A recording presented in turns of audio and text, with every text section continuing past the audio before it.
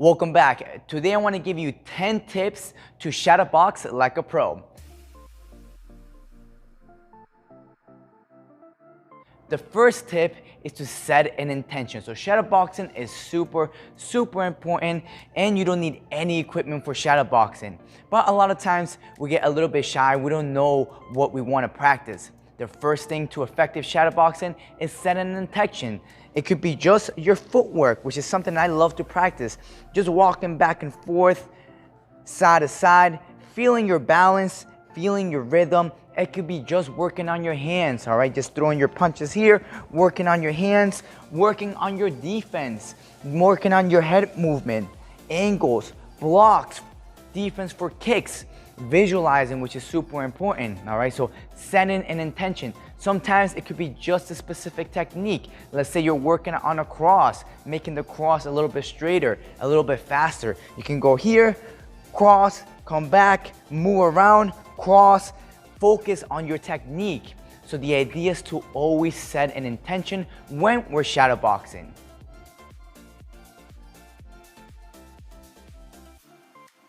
Tip number 2 is to stay loose when we're shadowboxing, especially if we're warming up. Our intention is just to warm up, get the hips moving, get the arms moving, stay nice and loose. The only little tension I would recommend is on the shoulders, having a nice posture with your fighting stance, and stay nice and loose. A question that I always get is, how should I punch? Should I punch with my hands open, or should I make a fist? A lot of the times you even see professionals punch with their hands open because they're just trying to stay loose, warming up the body, and then later on you can also have a strong shadowboxing session where you can make a fist and then punch nice and hard. But the idea is that you stay loose to generate that power and that speed. So nice and loose from here, and even if you're punching with your hands closed, at the end of your punch, you want to stay nice and loose with all your techniques. All your techniques nice and loose. That way you can get nice and warmed up if you're trying to warm up. And if you already warm, you can also get that speed behind your punches, which is something that's super important. I know a lot of people struggle, have a question with, is how do I throw my techniques with more speed? Well, shadowboxing is one of the best ways to get that speed, which is just staying nice and loose, feeling your body, not getting stuck to the ground, getting that rhythm, all right? Not just standing like a rock like this, getting that rhythm nice and loose, staying nice and loose with good posture. Super important for shadowboxing.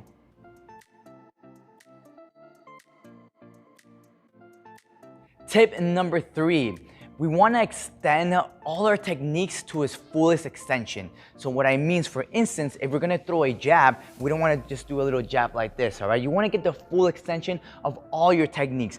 Full extension of the punches, all right? Full extension of the teeps, of the kicks, if you're teeping, full extension. This is also going to help you have balance and check your balance. When we're doing shadowboxing, we're not really hitting anything, so a lot of times it's actually harder to balance.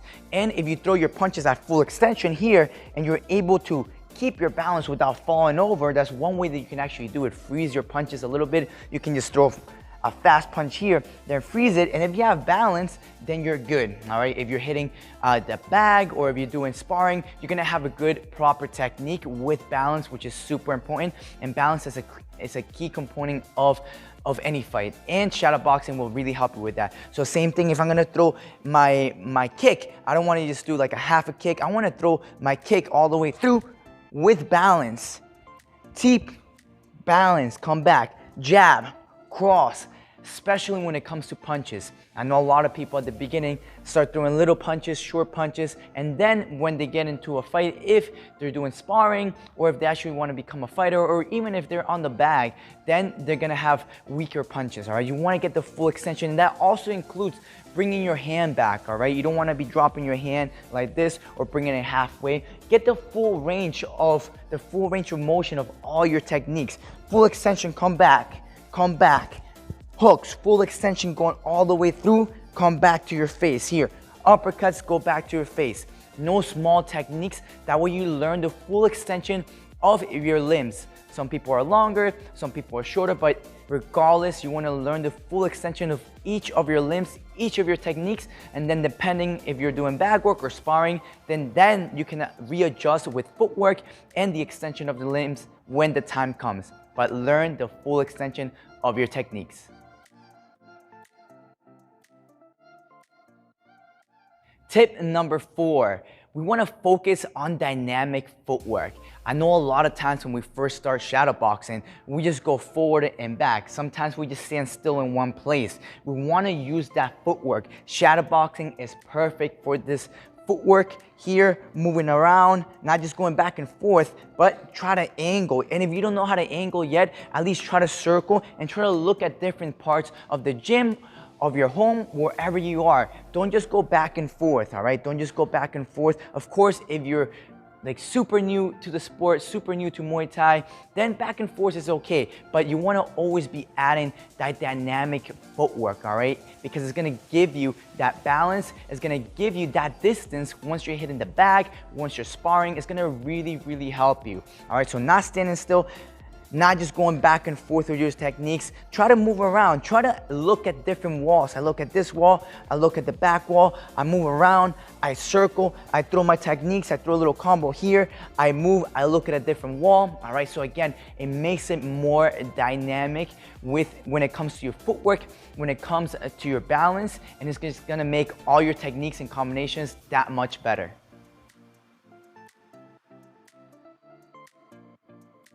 Tip number 5, we want to adjust our footwork and distance to the appropriate weapon. So one common mistake is that we use the wrong weapon or the wrong footwork and distance according to that weapon. So here's an example. If I throw a jab and then from here, I'm visualizing my opponent or my target is here, and then I throw an elbow and my elbow is here, unless my opponent walked in, I'm gonna miss my elbow.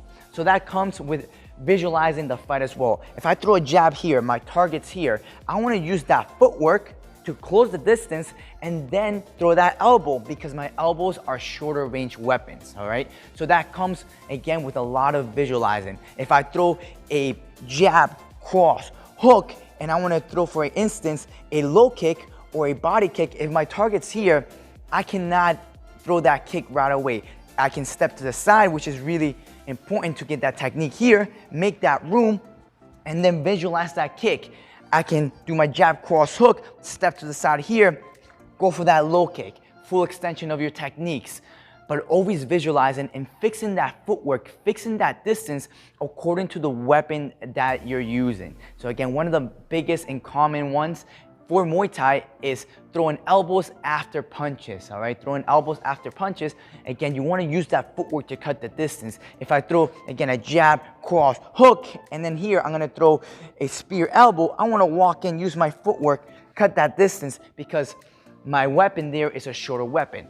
Punches are medium to short weapons, elbows are short weapons, knees are long to medium weapons, and then kicks are long range weapons. So knowing your weapons and knowing your techniques and adjusting the footwork and distance according to your weapons is super important as well.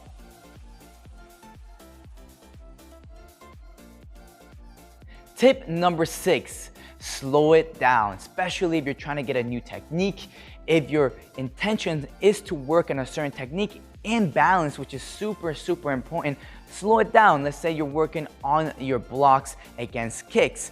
I want to slow it down. I don't want to go really fast if I'm falling off balance, all right? If I'm throwing punches and then falling off balance, I want to slow things down. Now, you don't want to slow it so much down that it makes the balance really hard. So for instance, if I throw a block here and I'm going to do my rear block and I go super, super, super, super slow, all right? Well, that's going to be a whole different intention, all right? That's gonna be a whole just balance, balance, balance, and maybe just building that muscle. Again, it depends where your intentions are, but you can do nice and easy, nice and smooth, block here with balance, block here, block, move, jab, jab, cross, block, jab, low kick. So nice and smooth, feeling out your balance. Again, balance is a very key component of fighting, of just hitting the bag, sparring, anything in martial arts. Balance is very, very key. And with balance, you're gonna be able to hit your techniques a lot better.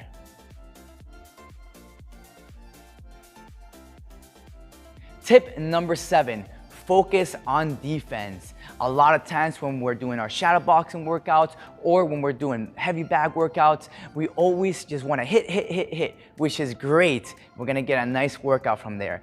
But we always want to work on our defense as well. So we can just do just shadow boxing, just doing defense. That's one type of intention, one type of shadow boxing you can do. Just defense here, head movement, all right?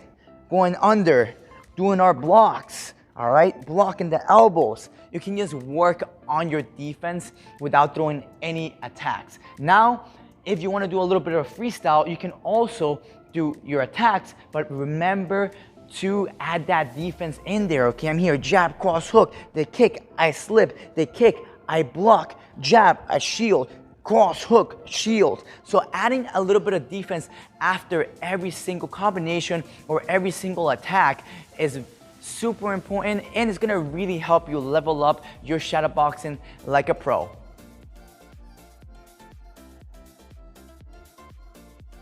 Tip number 8, visualize.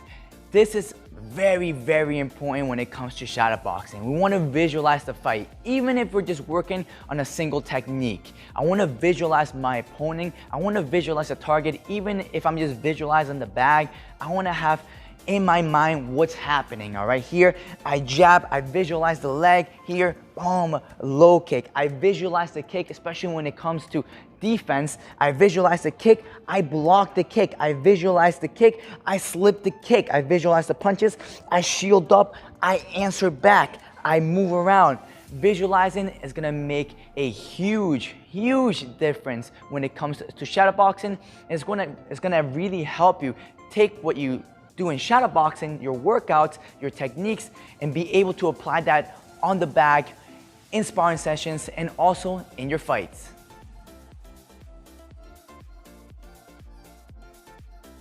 Tip number 9, change levels and change targets. So a lot of times we always want to be punching to the face, all right, hitting just the face. Remember, we have the face, we have the head, we have the body, all right, we have the arms, we have the legs. So visualize and hit different levels, hit different targets. Instead of doing a jab, cross, hook, let's just work with the jab, cross, hook here. Let's do jab, cross, hook. Now I can go jab, cross to the body, hook upstairs, changing levels and changing targets. Jab, cross, body shot, changing targets, going to the face 2 times and then going to the body, all right? Let's add a leg kick here.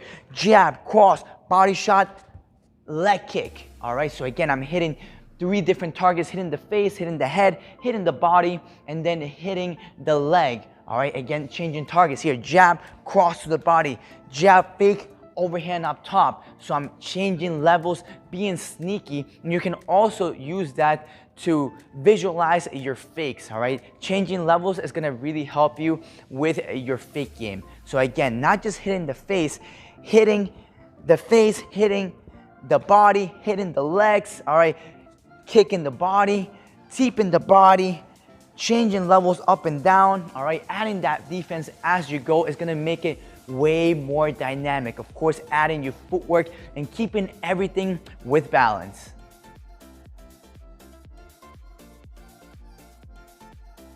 And tip number 10, adding fakes and feints.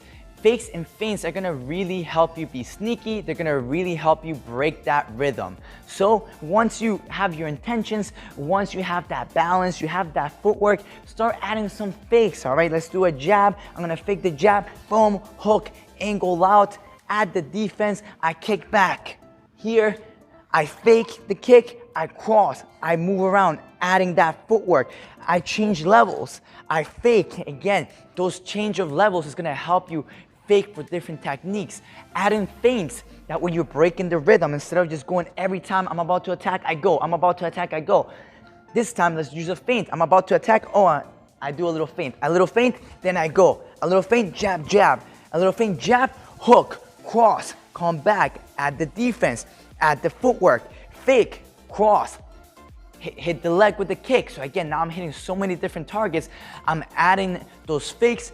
I'm adding that breaking rhythm with my feints, keeping my balance, doing dynamic footwork, and just putting it all into the shadowboxing. So follow these 10 tips and you're gonna be able to shadowbox like a pro and take yourself to the next level. All right guys, hope you guys enjoyed the video and see you guys in the next video.